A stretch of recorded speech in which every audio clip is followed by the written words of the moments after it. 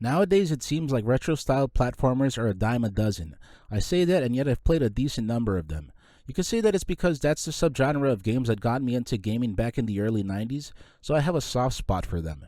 For the most part, it's usually their art style that appeals to me and makes me want to give them a try. The same could be said of Shadow of the Ninja Reborn. The screenshots I initially saw of Shadow really stood out to me, and things got even better once I started playing. I really liked how the artwork stood out, and this was seen in pretty much every art department offering, but that's especially true during the intro cutscenes. It reminds me of how people say that cel-shaded games age more gracefully instead of games that try to go for the best that 3D graphics have to offer at the time of a game's development. Whether or not that's true is for you to decide. What's even better is that this continued once I was in-game. I bring attention to that because the truth is that some games put a lot of effort into their cutscenes, but when you start playing, it's a downgrade. That wasn't the case with Shadow. I'd even go so far as to say that the artwork and style reminds me of Metal Slug, and that was awesome. It wasn't just because of the artwork. I liked how Shadow had a lot to offer when it came to movement/animation. This aspect of the game showcased a lot of attention to detail, and I liked that. This also spilled over into the heavily detailed backgrounds. I wouldn't go so far as to say that they're as amazing as some of the pre-rendered backgrounds in Remake 1, but they still managed to stand out. In general, Shadow's a very colorful game. There are some games that do a lot with very little, which is especially true when it comes to bygone eras of gaming. You would think that dealing with limitations would lead to subpar results, but that isn't always the case. If anything, this forces a dev's creativity to go into overdrive, so you end up with results like what's seen in Shadow. Shadow's a game that has a lot to offer besides what's seen on the surface level. There are a lot of options/moves for combat. In general, I'd say that's a great thing, but what's key is ensuring that they're easy to utilize.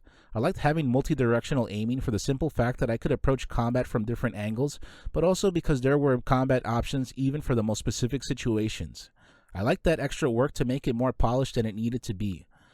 While what I've just said is true, Shadow isn't the smoothest feeling platformer. I also feel it's not as forgiving as others. I had to be really particular with jumps and timing, otherwise my mistakes would cost me.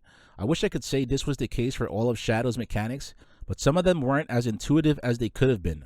Wall jumping, wall running, and jump spinning in the air are a few examples that come to mind. I feel like I really had to go out of my way to pull them off, and even when I managed to, it felt like it was a happy accident rather than the result of me getting the hang of Shadow's mechanics. Some of the platforming sections might as well have been puzzles because of how precise I had to be while jumping and either attacking or avoiding enemies. That last part is largely due to Shadow's use of fallback.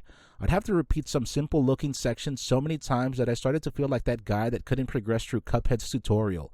This was frustrating to deal with because it felt like Shadow was harder than it needed to be.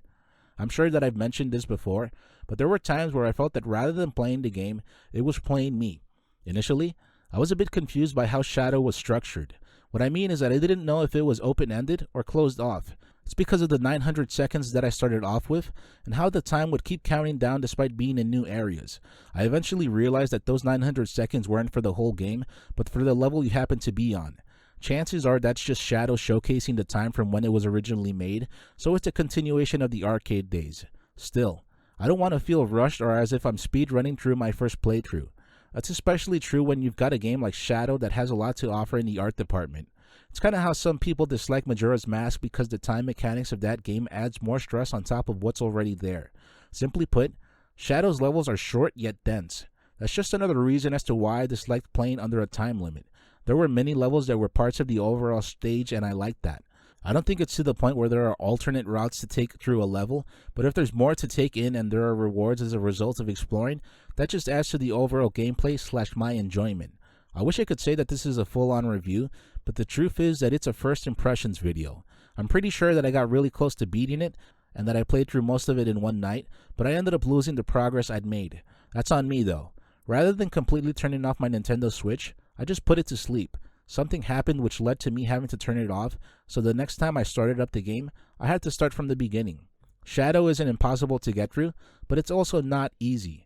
I didn't want to deal with some of the more frustrating parts of the game, despite having already overcome them, so I decided to leave things how they were. I felt that I'd seen enough of the game and enjoyed it to the point where I could discuss it in a competent manner. Shadow of the Ninja Reborn isn't the best of what the action platformer genre has to offer, but it's elevated as a result of its visual offerings. I wish that it was easier to get a handle of its controls, but what's a burden to me may be the complete opposite for you. I can see myself going back to replace Shadow at a later point, but I also don't feel like I need to do that. What I will say is that it's more than a one and done kind of game. This subgenre of gaming has so many great examples of what it has to offer, but the same could be said of those that just don't cut it. Shadow of the Ninja Reborn falls towards the middle, and that makes it worth trying out. How do you feel about games that require a decent amount of effort to get the hang of? Has there ever been a point where you lost the progress you made in a game and yet went back to playing from the start? What's your favorite action platformer? If you enjoyed this content, please feel free to like, comment, subscribe, and share. Thank you very much for watching.